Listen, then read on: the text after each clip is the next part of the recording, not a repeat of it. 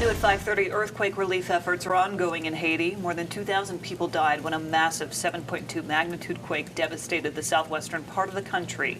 Now hospitals are overwhelmed and thousands are left without homes.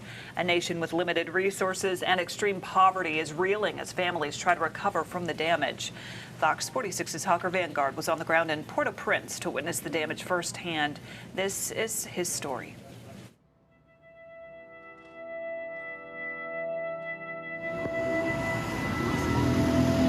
On the streets of Port-au-Prince, Haiti, every day is a fight to survive. So when the other countries send some help for the people, they don't find it. A traumatized nation facing never-ending devastation, corruption, and poverty. The latest earthquake struck the West Peninsula near the city of Lakai, a 7.2 on the Richter scale that leveled buildings, killing and trapping thousands. And with a tropical storm tracking straight for the epicenter, the rescue operation had no time to wait.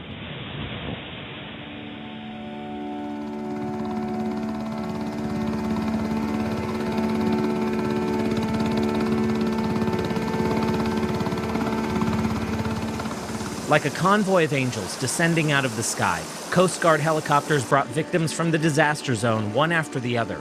Local ambulances lined up to speed the hordes of critical patients to a very limited number of hospital beds in the capital city.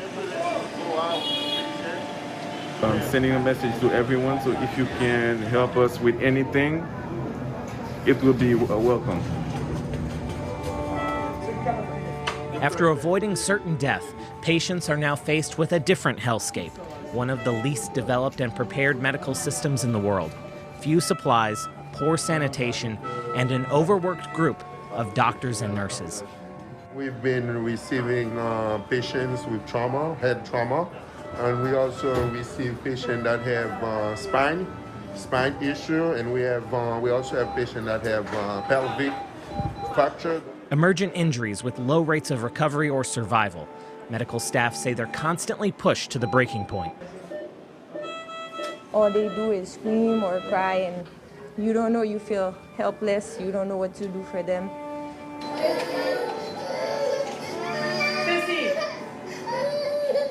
Ceci, oh.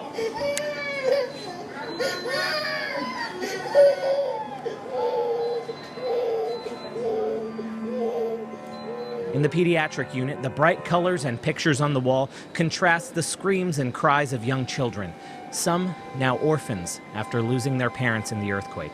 We don't have space to take like a lot of kids here. So when they come, if we can't do anything for them or we don't have the capacity to take them, we tend to send them to other hospitals. A nightmare for any patient, child or adult. Treatment at the Bernard Mevs Medical Center is the best you can find in the whole country. And no matter where those thousands injured were treated, the hope is that superficial wounds will heal. But the people of Haiti have proven time and time again, no matter how powerful the disaster, their soul, the spirit of a devastated island, always comes out on top.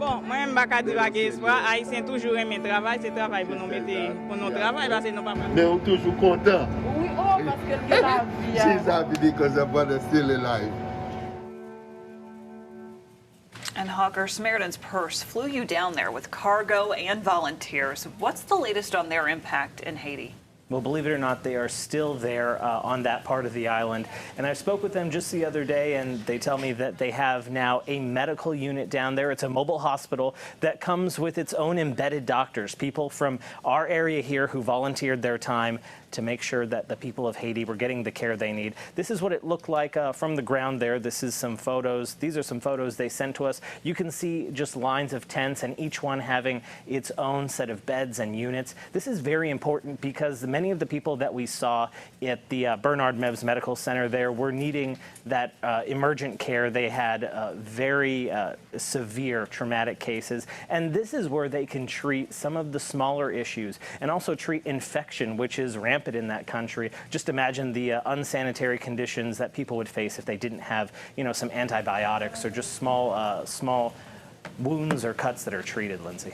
Yeah, it's devastating to see what they're going through there, and just that they're still having to recover even weeks later as well.